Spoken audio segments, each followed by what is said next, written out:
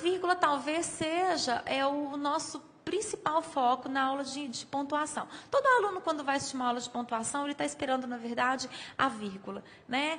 Eu falo que a vírgula ela é indicada para demonstrar uma anomalia da frase. Então, quando você utiliza a vírgula, você está, na verdade, querendo mostrar que aquela frase ela não pertence a uma ordem sintática direta, ou então tem algum elemento que está interferindo na ordem sintática dela. Por isso que eu falo que é uma anomalia.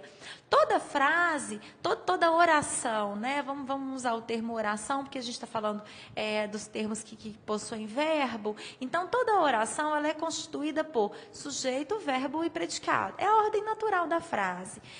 Então, tem o elemento de quem se fala, né? A ação desse elemento, e aí o que se fala sobre ele. É a ordem correta. Quando você tem essa ordem correta, você não vai precisar usar vírgula.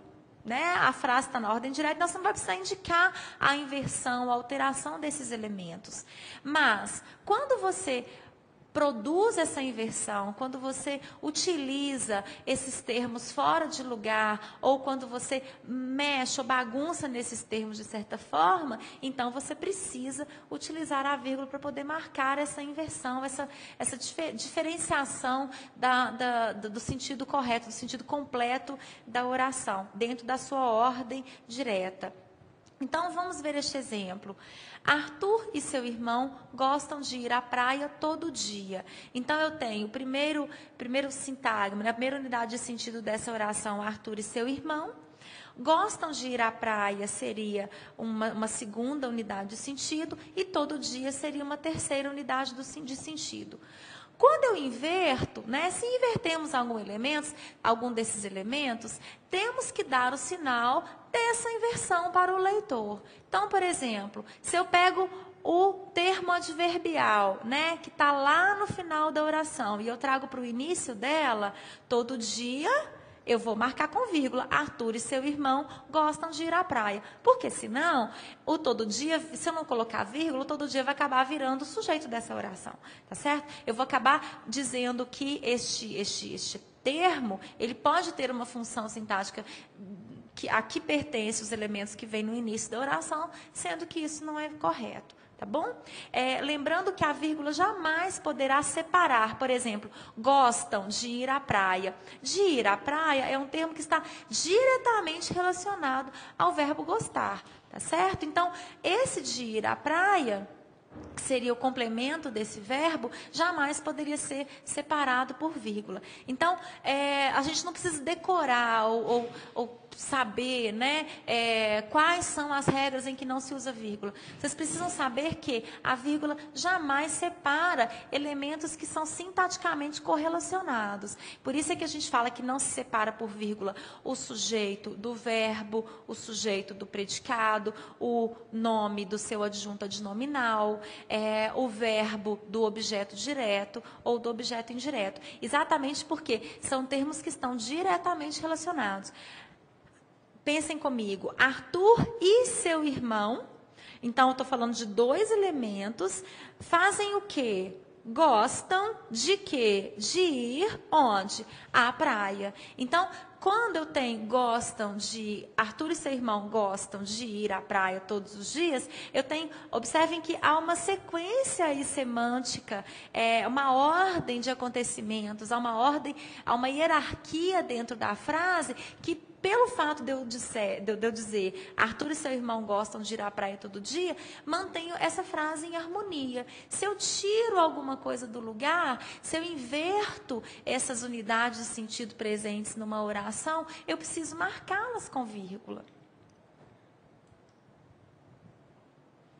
Vamos ver, se dois termos estão lado a lado e não possuem vínculo sintático, a gente também tem que dar um sinal. Então, se eu tenho termos que pertencem à mesma função sintática e não que estão vinculados e não que estão subordinados sintaticamente, eu preciso mostrar que há essa relação em que eles pertencem à mesma função sintática e não que eles são subordinados. Por exemplo, Eunice Eunice, Lúcia e Joana fizeram o dever pela tarde.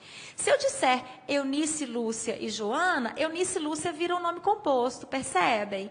Se eu tiro a vírgula de Eunice, entre Eunice e Lúcia, essas duas expressões, elas viram uma só. É como se Lúcia fosse uma característica de Joana, ou como se o nome de Eunice, é como se Lúcia fosse uma característica de Eunice, ou como se Eunice fosse, o nome de Eunice fosse Eunice Lúcia, e não que seriam 3 pessoas diferentes. Uma é Eunice, a outra é a Lúcia, a outra é a Joana.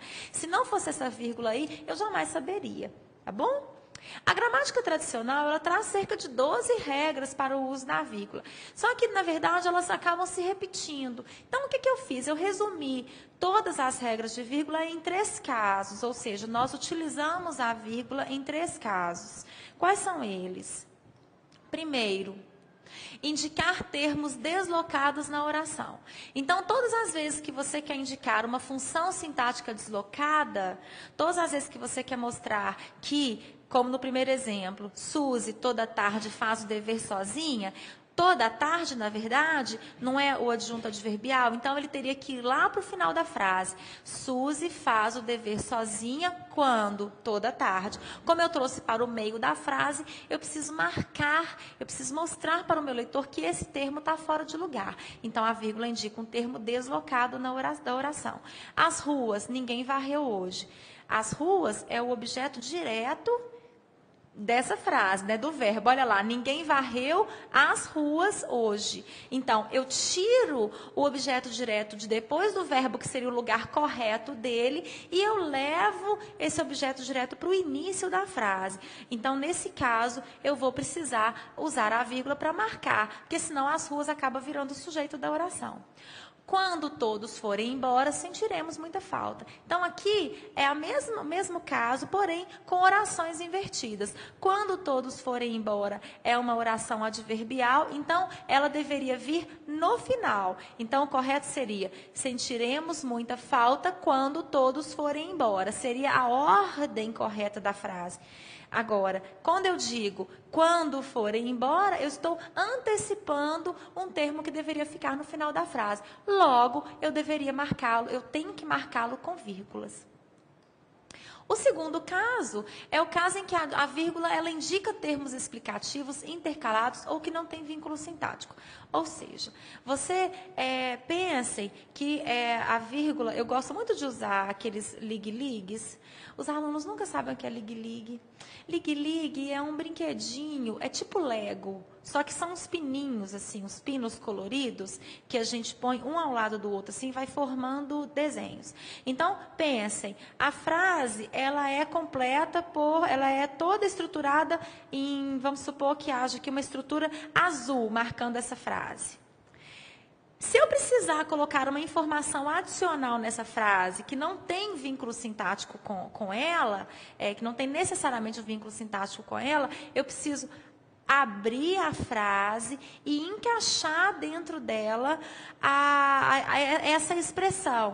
Então, por isso é que eu uso essas regras, né, em que você acrescenta um termo explicativo, um termo sem vínculo sintático na frase, com a vírgula. É exatamente indicar termos explicativos, intercalados, ou seja, quando você acrescenta ali uma informação adicional, ou então que não tem vínculo sintático. Vamos ver os exemplos. Primeiro, o filho que está viajando chegará amanhã. Então, o filho chegará amanhã, é a informação da frase. Que está viajando é uma explicação. Que tipo de filho é esse? Né? Que filho é esse? É o filho que está viajando. Então, é a informação explicativa desta frase. Agora, meu Deus, como isso chegou a esse estado? Essa frase está dizendo, como isso chegou a esse estado? Meu Deus é apenas um chamamento. Observe, meu Deus não é sujeito dessa oração, não é objeto de nada, não é adjunto de nada, ele não está junto de nada, ele é apenas uma invocação, um vocativo. Então, a vírgula ela serve para indicar essa dissonância sintática dentro da frase. Quando você tem, por exemplo, trouxe para a festa bombons, doces, chicletes e balas. Bombons, doces e chicletes, a relação entre eles é de igualdade e não de subordinação. Então, são termos que têm o mesmo valor sintático, eles não têm vínculo sintático. Por isso é que eu vou utilizar a vírgula para separá-los. Agora, a morte é triste, mas a gente aceita. Quando eu digo a morte é triste, mas a gente aceita, eu também estou mostrando que entre o fato da morte ser triste e a gente aceitar, há apenas um vínculo semântico. E não uma ideia de que o fato da morte ser triste faz com que a gente a aceite. Não há uma subordinação entre esses dois elementos. Então, eu vou utilizar a vírgula também para poder marcar orações coordenadas, ou seja, orações que não estão sintaticamente relacionadas. O terceiro caso é o caso em que eu vou usar a vírgula para indicar termos repetitivos ou elípticos. Então, quando eu quero colocar termos da mesma função sintática lado a lado, eu vou precisar colocar com vírgula, porque senão eu vou subordiná-los. Ou então, quando eu quero omitir, esconder um elemento dentro daquela oração, eu vou usar a vírgula. Na verdade, com os termos sintáticos repetidos também. Olha, Pedro e Lucas e Felipe e Carlos formaram um bom time. Para eu não precisar repetir o i, porque são termos de mesma função sintática, eu vou usar a vírgula. Um leão, aquele homem. Eu estou dizendo, um leão era aquele homem, né? Aquele homem era um leão. Então, a vírgula aí, ela está indicando a omissão da palavra era. Agora eu vou propor para vocês uma atividade relacionada às vírgulas.